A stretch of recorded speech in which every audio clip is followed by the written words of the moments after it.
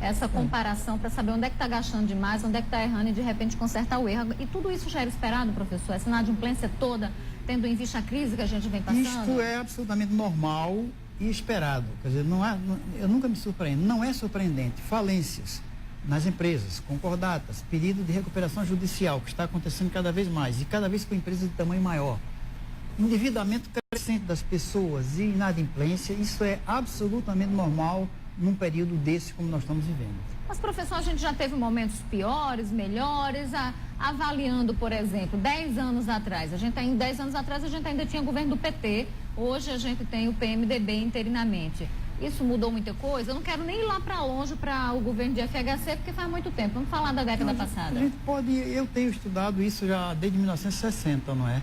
A gente pode dizer que há duas grandes crises gigantescas na nossa economia. Uma foi em 1962, 63, que foi até 64, 65, que teve como resultado o golpe.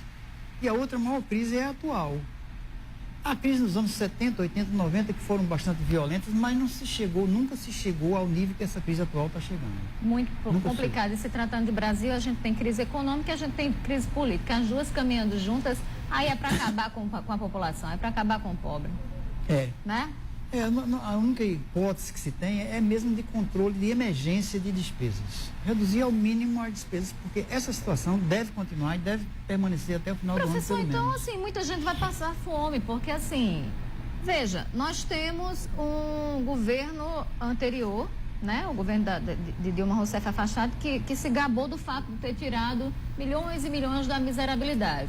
Em compensação, tem gente entrando na miserabilidade agora por conta dessa política econômica que foi atropelada. A gente tem feijão, pelo amor de Deus, tem supermercado vendendo a quase R$10. Ontem eu fui no supermercado, eu saí correndo, eu disse, acabou o dinheiro, não dá mais. E o que explica, então, por exemplo, essa alta nos preços hoje desses alimentos? Ela também tem a ver com essa crise?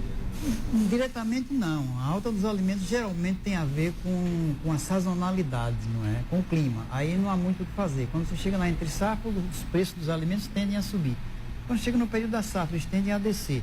Você pode manipular, jogar um bocadinho, comprando mais um produto, menos outro produto, mas quando chega no feijão, na farinha, no arroz, aí não tem muito para onde fugir. Mas até né? o cuscuz está caríssimo. Tem supermercado vendendo o pacotinho do fubá por quase R$2. Quer dizer, subiu bastante. A gente está numa época em que tem milho, então você fica se perguntando. Não tem. Estamos numa crise de milho e essa crise é internacional. É verdade. Crise de açúcar. Um problema sério. Açúcar não, mas o milho, há um problema sério com o milho.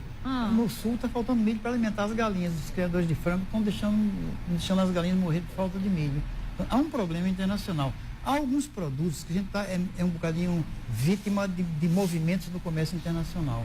Se há uma grande crise, uma safra ruim nos Estados Unidos, eles começam a importar o milho. Se é uma safra ruim nas zonas que produzem trigo, aí solta o trigo sobe de preço, portanto, isto existe. Entendo. E aí depende de cada produto e depende de conjunturas que muitas vezes ultrapassam os limites das fronteiras, né? Professor, e tem especulação também, né? Mas existe a especulação. A gente fala de especulação imobiliária, mas a gente percebe que existe uma especulação quando o assunto é com comida, remédio. Realmente está tudo muito mais caro. Tá, essa é a especulação mais dolorosa, né? Porque a especulação cai em cima da barriga da gente. O imóvel você pode adiar, pode deixar de comprar, pode morar na casa do pai, na casa... Pois é, mas ninguém vai deixar de comer. Na barriga não tem jeito. E aí tem um outro problema que vem junto com tudo isso, com o desemprego, com a econômica, que é a história da criminalidade. A criminalidade também sobe. É inerente, quer dizer, umas coisas estão ligadas. Aumentou a miséria, aumenta a criminalidade. É uma bola de neve, né, professor? Aquela história daquela música, Carcará pega, mata e come. Sim. É exatamente isso. Quando o cidadão está para morrer de fome, ele vai... A história vai se repetindo, né, professor? Infelizmente. Vamos ver se a gente fala um pouquinho de coisa boa. Ou pelo menos vamos ver se há alguma positividade nisso. Falando em economia nacional, o Temer conseguiu aí a aprovação de 30% para usar 30% do orçamento da forma que bem entender, sem previsão ou sem vinculação. É uma espécie de cheque em branco. Professor, isso é bom ou isso é ruim? Olha, a Dilma Rousseff, o governo anterior, havia tentado fazer isso. Não conseguiu. Não conseguiu. Assim como tentou aumentar a meta fiscal e não conseguiu. Não conseguiu, isso aí era o jogo político desonesto que a gente tem no Brasil, né? Quando sou eu que estou fazendo, aprova-se tudo. Quando é o meu inimigo que está fazendo, não se aprova nada, sabota-se, bota todo tipo de casca de banana possível. É que o amigo do meu inimigo, mais ou menos na matemática, o amigo do meu inimigo é meu inimigo, o inimigo do meu inimigo é meu amigo. Portanto, várias coisas. A Dilma, infelizmente, ela fez uma parte do trabalho sujo. Ela, quando botou o Joaquim Levy lá no Ministério da Fazenda, ela comprou uma guerra, ela fez uma certa traição àquilo que ela vinha defendendo até então. E o Joaquim Levy começou a usar a política, que é a mesma política que o Meirelles está usando hoje. Portanto, desse ponto de vista, o PT não tem nem o que falar.